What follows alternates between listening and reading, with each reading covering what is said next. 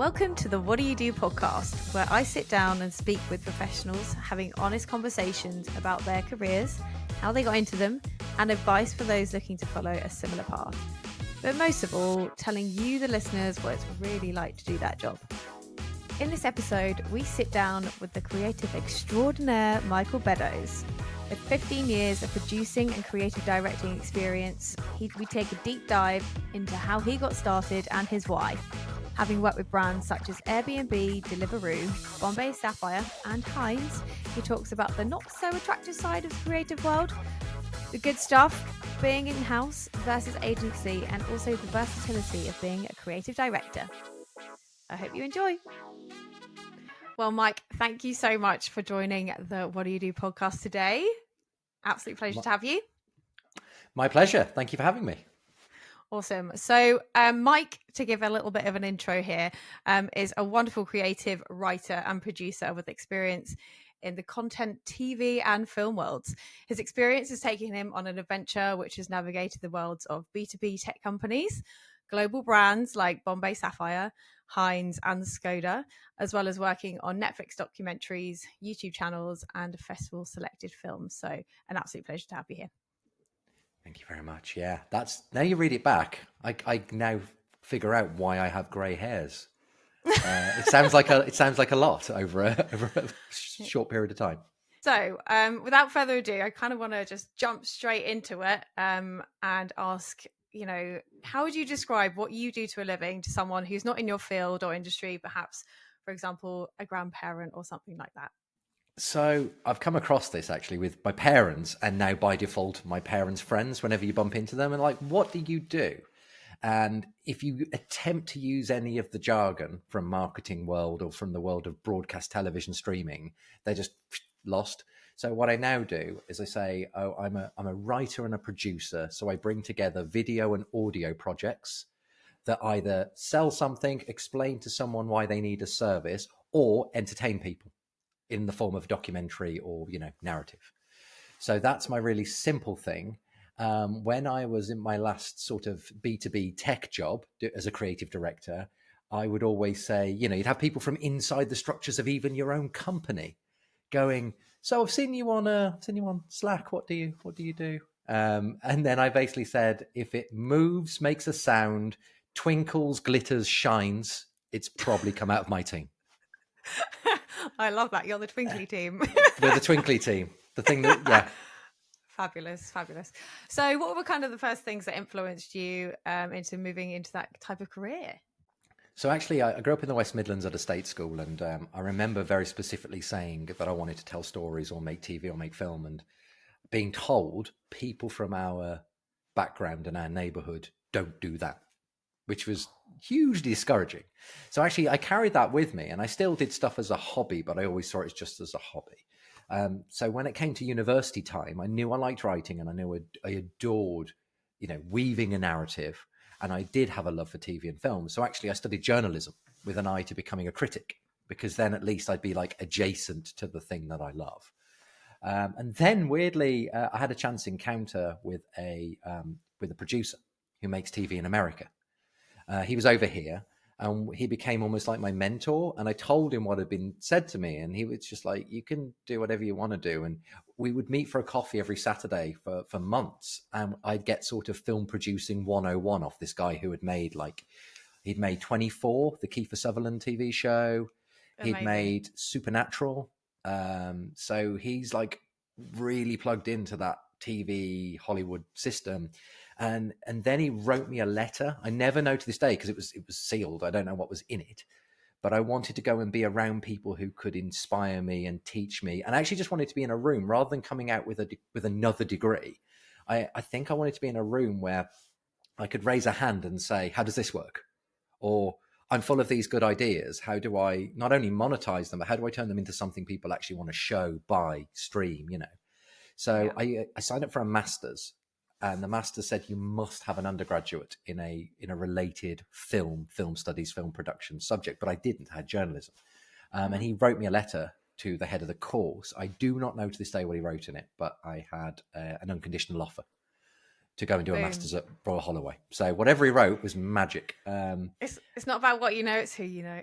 I mean, yeah, God knows what was in there. Probably like $100 bill and nothing else.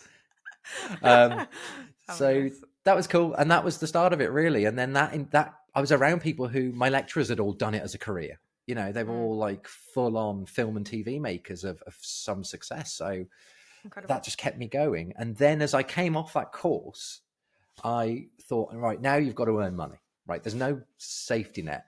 If you're from a working class background, there is no safety net financially if you can't make this work as a job.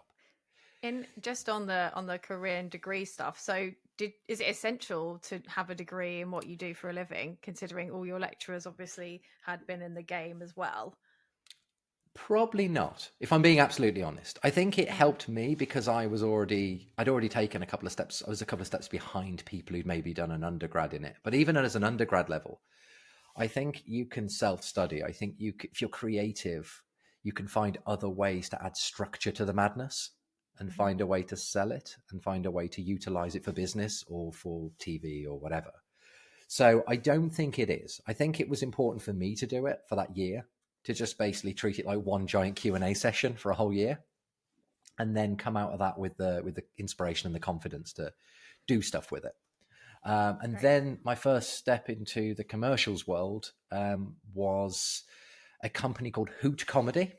Their tagline was "Your comedy department for hire." And there were three mates who were just whirring up, going out to big brands and agencies saying, "Hey, you've got in-house creatives. They know brand and they know activation and they know, conversion like the back of their hand. But are they funny?" And they would straight up go into rooms and say, from our experience, your creative writers who go, "I'm funny," are not funny in a way that is going to sell a product or make someone think well of your company. So yeah, that was great. And I was hired as their first ever producer. I was there for 3 years. Fabulous. So within a role as a producer, with these guys, so talk me through what a typical day-to-day would have looked like. Coffee. At some point, James Rawlings, our creative director, at about 3 minutes past 9 with a 9 a.m. start, would ask everyone what they wanted to do for lunch. And then priorities. Yeah, love that. Priorities. And then we would jump into like a quick team meeting. What's on the slate of who we're pitching to? What pitch decks do we need to put together? Do they need to see a sample? Do they need to see a script? What we got on the agenda in terms of physically going to their office to meet them? And then if we were in production, my job would be looking at the budgets, the schedules, seeing where we're at. And every day was very different. So one day could be making 3 different budgets where it's, maximum approach, budget friendly approach, because they don't quite have the spend and a middle ground. And then tooling up, with crews, casting, even the legal and compliance part that people don't really think about. So, your shoot is worth millions of pounds to the client. It's also worth millions of pounds to the livelihoods and the safety of the people and the equipment on your set. So all of that, the legal side and the compliance side, that was all on my shoulders as well. Yeah, they're not so sexy stuff that people forget about, I guess, when they think about creative careers. They always think about the creative, beautiful parts of it and the glamorous parts of it potentially, rather than, actually compliance is very important. It really is. The call sheet apparently is the number one piece of evidence that will be brought up if you are ever in a court of law because someone got injured or, heaven forbid, killed on your set. There you go. So what would you say would be, what were like the highlights of that particular role for you? It was a really cool dynamic team. We were a little bit scrappy. Like before anyone was really using the term properly, like of startup, because this is back in, 2012. It was a startup. Now I recognize what it was. We'd taken a side office alongside a really cool, edgy, creative agency called Lean Mean Fighting Machine. Okay. We weren't in Soho. We were in Camden. You're around all these brilliant creative people on the agency side. And you're working in this converted warehouse, by the canal in Camden near Chalk Farm. And it felt exciting that every day was different, and you'd look up the list of people you were going to meet and you'd be off to see, one day you're off to see Tribal DDB or even M&C Saatchi, all these iconic agency names. And then you'd be in direct to client with someone like Emirates or Coke and that was really cool. And, Castrol Oil was one of my favorite jobs. They literally had a pot of money and said, we want to do a web series about loving your car. So we just brewed up a ton of really fun, silly, creative around that. And then it was my job to take that script, take their budget, and make those two things, bit of alchemy, turn those things into the finished product. So you've worked obviously in-house and agency side. What are the key elements that are different from both sides of the coin? I think they're very similar. I've always thought production company versus agency. For years, I was like, oh, they must be very different. I don't think they really are. I think production company sometimes has to think more about the nitty gritty. The agency will be like the ideas guys, and then there'll be the end of it as well. That how do you seed it? How do you use ad spend to push people to your content? They're experts in that world. And in the production, you're sort of the meat of the sandwich, or the middle part, which can be the initial idea, can be a bit of writing, and then turning that into the finished piece of content. But I think they are almost like, having done both of them and worked both sides of that wall, I think it's modular. So on one job for one client, it might wholly be on the production company to brew up the scripts and the creative, and the agency will just add guidance. The client has said they don't want to see anyone over a certain age. They don't want to see any children in this. They don't want a regional accent. They want an RP London accent because they want to sell globally. And you're feeding in. But there are some jobs where it's the complete opposite, and the agency creatives are acting like a writer's room, and they will literally hand you a finished script and go, client, sign that off, go make it. So it's a very modular thing depending on who you're working with. Awesome. And what would you say are some of the best or your favorite projects that you've ever worked on? Oh yeah, that's a nice question. I like that one. Happy reminiscing time. I did love the Castrol job. I'm a bit of a car nerd. And actually spending a lot of time, we faked a wedding procession with a vintage Rolls Royce was that in Surbiton? I think I was in Surbiton. We did a night shoot and this was really fun as a producer. The idea in the story was that a granddad for his grandson's 17th birthday gives him his old car. And it's this maroon Clio, the safest car we could think of, that with classic wheel trims, very standard car. And the joke was, as soon as the son gets it, he's like, thank you, granddad. I won't do anything silly. And then he drives straight off. He backs into a garage.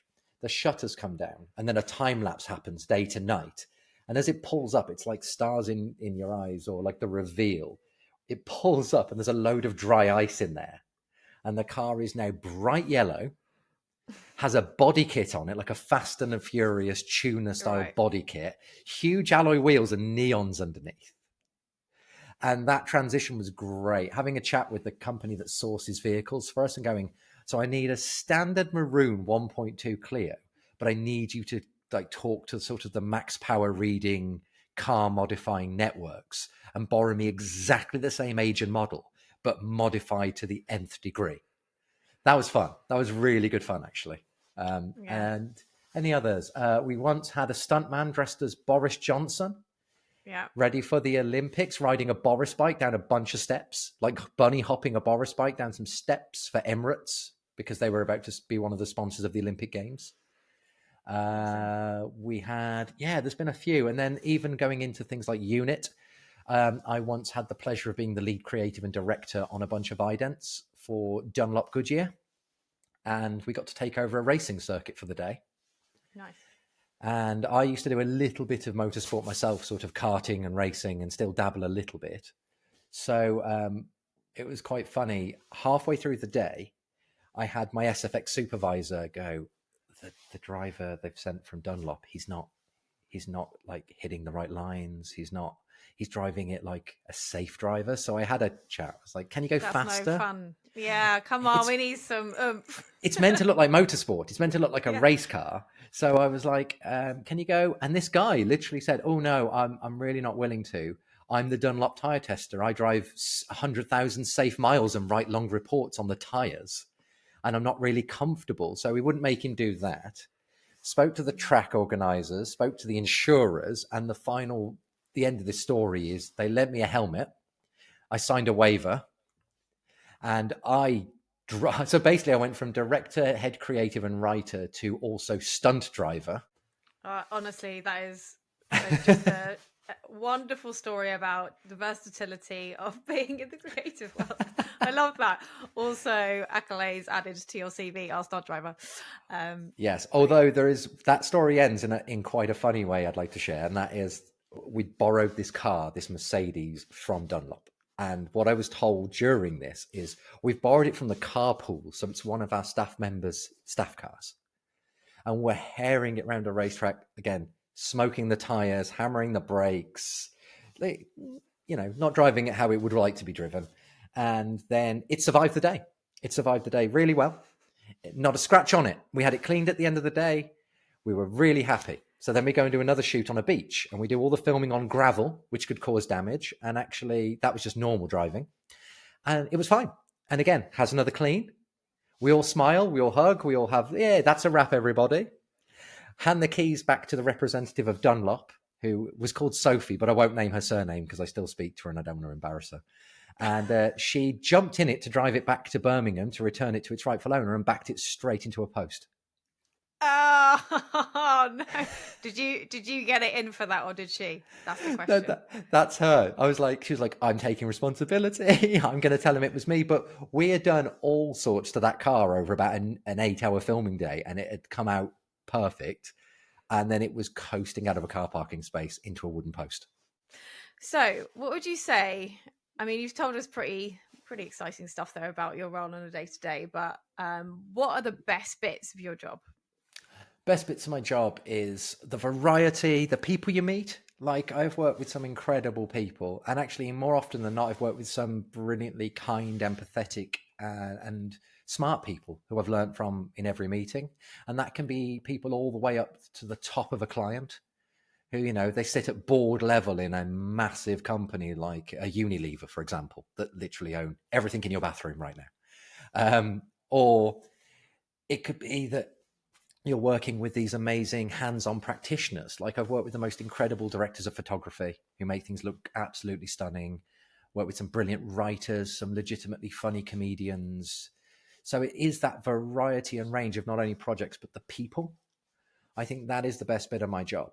And the other bit of my job I love is being sat with someone when a piece of content, and that doesn't matter if it's a TVC, a thing you did for YouTube, when it comes up and it makes them react in the way you wanted them to react. So they laugh along with it, or they go, how did you do that? Or that often feels like working in magic a little bit, and someone seeing a trick and going, how did you get that shot? Or how, so I find that the best bit of my job.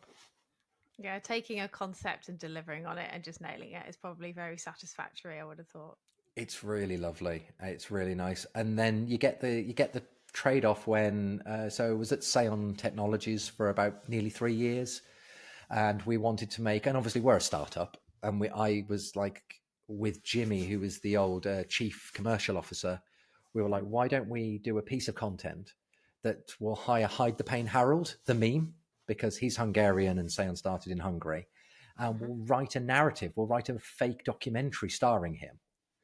And we'll make it for very little. It was like I think the crew was, the Hungarian film crew was like 6 people. And we put it together and we released it. And I don't think there was any traditional ad spend. The first episode did like 133,000 views.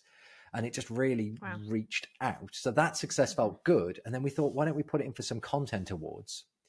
And we were honored at the Webby Awards for that piece of content, alongside a piece of content from Netflix and a piece of branded content from AT&T, the cell phone network in the States. Wow. And I'm not, just with my production head on rather than my creative head, I would be willing to bet they probably spent more on lunch on those 2 projects than we did on the whole production.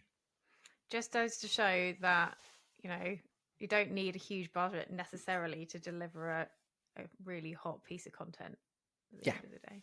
A good idea is a good idea, I think. So what are the worst parts of your job?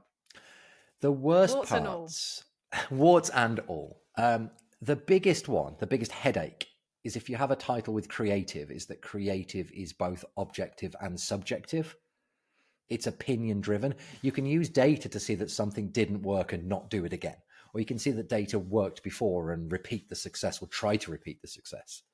But what you can't do is, especially when you're bringing humor into it, if you're delivering something that has comedy, you could show it to people from the actual comedy broadcasting world to go, that's really funny. You could show it to a CEO who just doesn't get it. So the buy-in is harder because it ultimately creative is based on opinion, even though you can back it up with, analytics.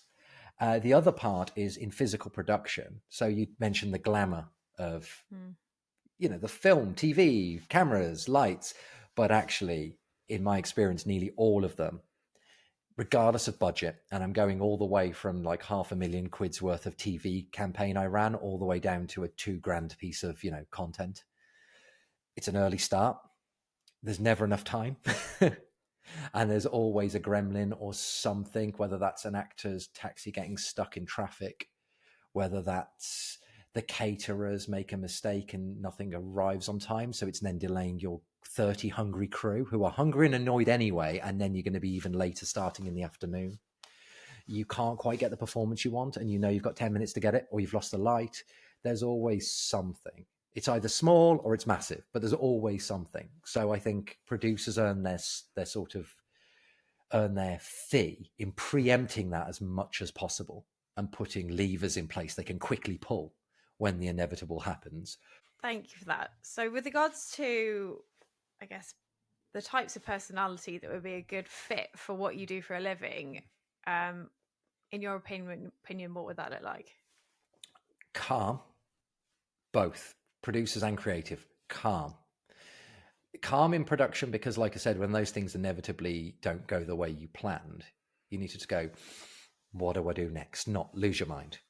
And actually in creative, if you spend months developing an idea and someone who you think is wrong goes, but they're more senior, goes, no, don't get it. Don't want to do that. You've got to go, how can I change it to make it work for them? Or do we have to start again? You just have to breathe through it almost. So I think a calm demeanor, and I think the ability to see through the noise.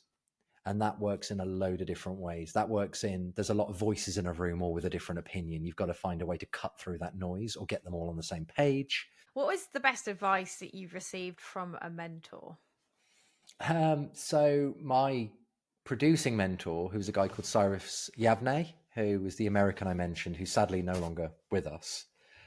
He said once, everybody in a boardroom or in a writer's room or in a production meeting, it's the same mindset of people in that room. You're going to have people who protect the business interests and the money, and people who are there for the creative.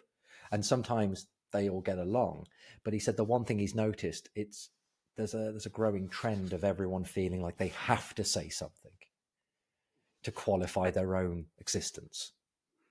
I think that's true in every boardroom or every meeting. There's so much content about that at the moment, even, I think, on social media. He said, don't be afraid to sit back and have huge eyes, huge ears, and a tiny mouth. As a hiring manager, when you're hiring for wonderful creatives, what are your pet peeves with regards to CVs, interviewing, anything like that you find really irritating or that really deter you from hiring someone? I think at CV level, I'm more agnostic. I'm more, I need the information to be clear, but I actually don't care what template you use. I don't care if it was written in, Mac notes and screen grabbed, as long as I can read it clearly. Or it could have a funky template, that they've got off Google Drive or Google Docs or Microsoft. Like, it doesn't matter to me as long as it's clear. I mean, I obviously, as a recruiter, see hundreds, if not thousands of CVs a year, thousands, in fact, it should be probably hundreds of thousands. And so I've become very quick at assessing what is, impactful. And I think ultimately it's putting out the brand names that you've worked with, probably some key achievements and the impact that you've had within those campaigns that you've maybe been involved with as well. So anything to add on that? No, I was going to say, once you come to interview, I think be short, be concise, and have in front of you, or at least in the front of your brain, your top achievements, which will be the things for me that you are most proud of, that actually make you smile when you recall them? Oh, I love that. Smile when you recall them. Definitely. Yeah. Wonderful. What is the one career move or decision you made that you thought was risky that turned out to be the biggest payoff? Right now, I've got two. So the one I did that springs to mind immediately was joining Sale. Mm-hmm. And the reason I say that is because up until that time, I'd split my time on the very hard B2C side of things, on the TVC, global, out of home, like the large campaigns with the brands like the Bombay Sapphires, the Heinzes, the Vanishes of this world. And post-pandemic, just an opportunity that I didn't apply for it, I wasn't chasing it, but through someone in my network, they said, it's a startup, it's B2B. And I was like, I've never been in a startup. I've never been in a B2B. And I've actually never been in-house at a brand. I've always been working for them, but I've never been. And they were like, oh, that doesn't matter. We just want someone to build the content slate of video, audio offerings, take stuff we're already doing on a really small level and like tool it up with freelancers so we can do more of it. And I was like, I was really in two minds about taking that job. And I think I remember saying to my now wife, who at the time going, but it's B2B. I've never been that side of things. And I'm not disparaging B2B at all. It's just not my world. Mm-hmm. And she was like, yeah, but look, we've come out of a pandemic lockdown. And you were saying you wanted to try something new because you've been going out your mind for 18 months with not much flow of work. Why don't you at least give it a try? Just be honest with them and give it a try. So I gave it a try, and I was like, first day, it's going to be really hard to get my head around this. I don't think I'm built for this world. And then after a week, I was like, it's slowly coming. It's building up. I think we can do something cool here. And I think they listened to good ideas above all else, which was good. And then it kind of clicked. I remember at the end of week 2 going, I'm actually really enjoying this now. However, I think I'm going to do a year. I'm going to get them on their feet, and then I'm going to hand over to someone who is of this world. And I was there for about 3 years. So that's how that one turned out. Yeah, we got a Webby, 2 Lovey Awards in terms of like the content awards people were heard of, and then 2 Davy Awards, which are usually given to, they're called Davies because David and Goliath. They're usually given to agencies with an income below a certain, financial threshold. But because we were a startup and we fitted the budget cap, but we weren't an agency, they still considered us, and we won 2 golds at their awards. Boom. So there you go. That was decent. And then the next one is happening right now. So this is like live feedback. And while looking for my next adventure, I actually got speaking to sort of a well-regarded TV comedian and presenter, a really well-known in history circles historian, and one of my old friends who's actually a writer, BAFTA-nominated writer and performer.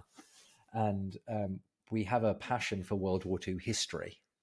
And we decided to buy a small amount of kit, like camera kit and drones, and use a small amount of our own money to train ourselves to get us up to scratch. Like I can already film a little bit, but get really up to scratch, get certified in flying the drone, practice with the idea that as a 4, 2 in front of the camera and 2 behind, we'll start a YouTube channel and a content stream that also will have social channels and like a multi-channel offering that is about taking people to places of import during World War II.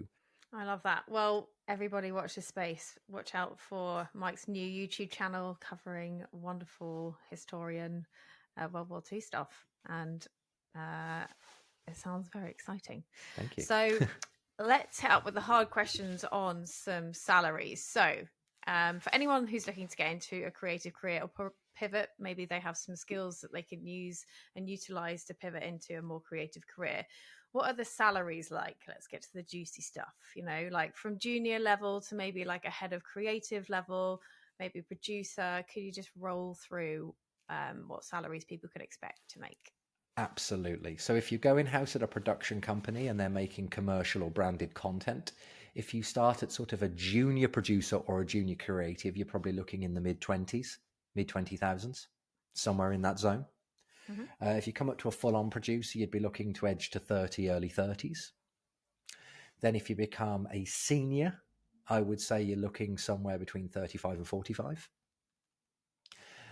If you keep scaling up that, you could go, if you're looking in play things that have titles like head of content or head of production or head of creative, you're looking somewhere in and around the 50, 65 mark. And then up into creative director. So creative director in a brand, B2B and B2C is fairly standard, and you're looking somewhere between 80 and 120. And that's a huge range, but it depends on the size of the team you manage. It depends on the scope of the work. How much are you putting out? Alongside, obviously, salaries, I think it's really important to get some more insights into some myths or common myths that circulate with regards to the creative industries. So can you tell us a common myth and maybe dispel what that myth is? A common myth. Oh, I've got one. So the one I always hear from people who really should know better is that creative is really easy in a way because you can literally just make anything up and it'll work, which is stunning as an opinion, because actually behind creative is such a silly title, because behind it is data, metrics, learning, looking at what your competitors are doing, looking at what people in completely other industries but that are adjacent to yours are doing. And that's everything from the brand book that contains the colors to the font you use. And then there's even discussions about, well, this successful company doing something similar-ish to what we're doing have succeeded with this. So do you follow their path or do you go completely the opposite way to stand out? If everyone's doing really serious explainers, why don't we do a comedy? Like, it's all about those discussions. Then, only then, do you get approval to take a route and to start physical production. And even then, some things don't catch fire. I can say the things I've made, some of them, for every award win, there's one that does not have the sales conversion or the HubSpot influence in income, or the I don't know, even the acclaim of people saying nice things about it internally. Like, if you do creative, you're always some element of risk. And I think that we're in a place where if you understand that from the get-go, it won't completely crush you when you hit that didn't quite work out how I wanted to. And so that takes me nicely on to, what 3 actionable steps would you recommend to those looking to get into your industry? Early on, if you're early in your career, be around creative people. Go to anything you can that inspires you or that is within your network. And that can be, and watch all you can. So that's everything from attending a talk by a leading creative, or watching a web series by someone who won a Cannes Lion. And I think walls are descending. So within that can even be watch a movie that inspires you and figure out why it works for you. Or watch a TV show that everyone is absolutely slating and figure out why it doesn't work for them. So the why it works and why it doesn't, start to early in your career. Be around people who can teach you things, but also be around content and the delivery of stories that can teach you about the success and failure as a measurement. There's some great LinkedIn threads I follow at the moment. I'll give them to you after so you can put them in the description. But every week they're like the best pieces of advertising, social, or content they've seen that week and why.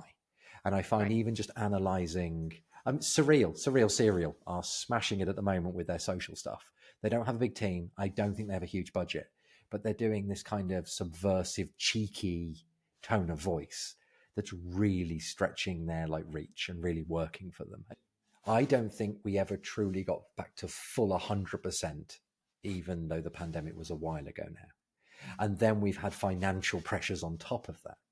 So, for example, anyone looking to find a role in production or in creative, last month was awful. I think I saw one, using my LinkedIn Premium, I saw that one job that was a mid-weight role in production had something stupid like 612 applications. Wow, that's a lot of applications. Which is huge.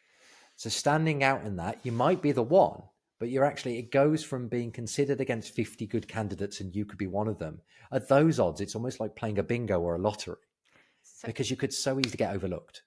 So what would you advise for people to stand out from the crowd? Go for the direct approach. Creative and production is all about people.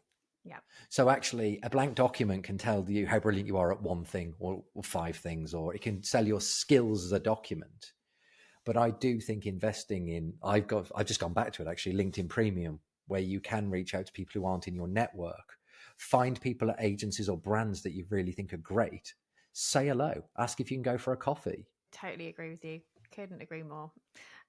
Great stuff. And what 3 resources would you recommend people getting into the industry?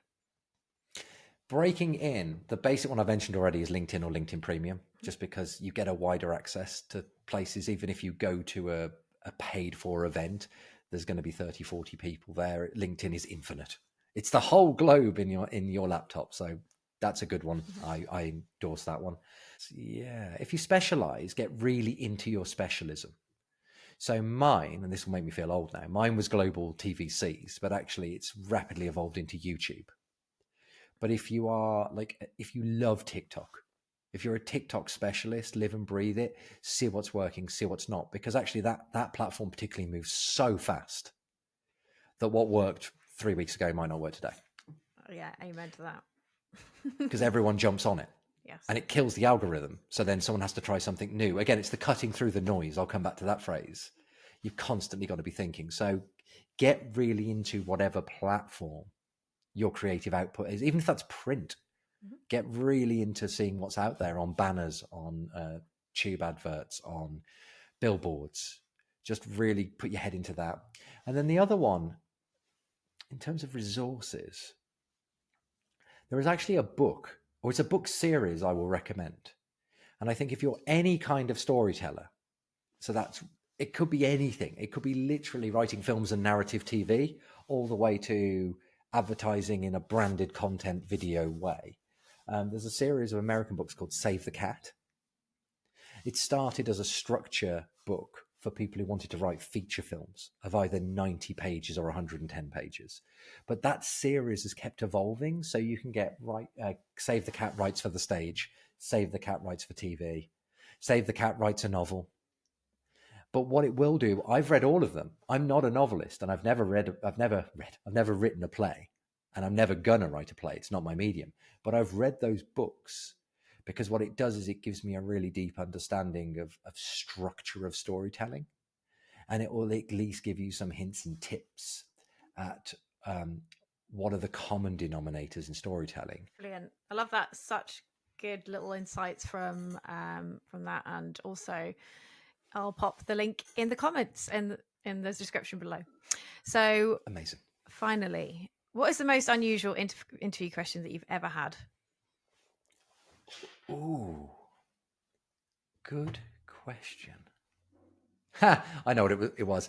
I won't name the company, but I'd written and directed a piece of content for Deliveroo, which starred Jack Whitehall. Mm-hmm. Nice. And I kid you not, I walked into an interview ready to answer questions on, how do you assess the success or failure of a piece of content? What content inspires you? Mm-hmm. What are your budgets like? Can you operate on a smaller? I expected actual hard questions, and no joke, they opened with, what's Jack Whitehall like in real life? Well, yeah. So that's the weirdest question, because it completely it threw me completely. I was like, he's lovely. He's a really talented, lovely, sweet man. Yeah. Anyway, next. Well, that's quite a nice little probably drops your guard a little bit, potentially. So. It could have been a nice icebreaker. It was a nice icebreaker, honestly, but I was not. I think I got they were B2B, so I got very fired up for hard, stats questions, and I was completely wrong-footed by, what's he like in real life? Awesome. Well, Mike, it's been an absolute pleasure to have you on today. So thank you so much for joining. I hope all of the insights have been very helpful to everyone, and I'm sure they have been. So thank you. Thank you so much for having me. A pleasure. Thank you so much for listening to the What Do You Do podcast. Whether you're looking for a job or ready to find your latest inspired hire, head over to whadyoudo.com/jobs or click the link in the description. Don't forget to hit that subscribe button and share with anyone you think would love this episode.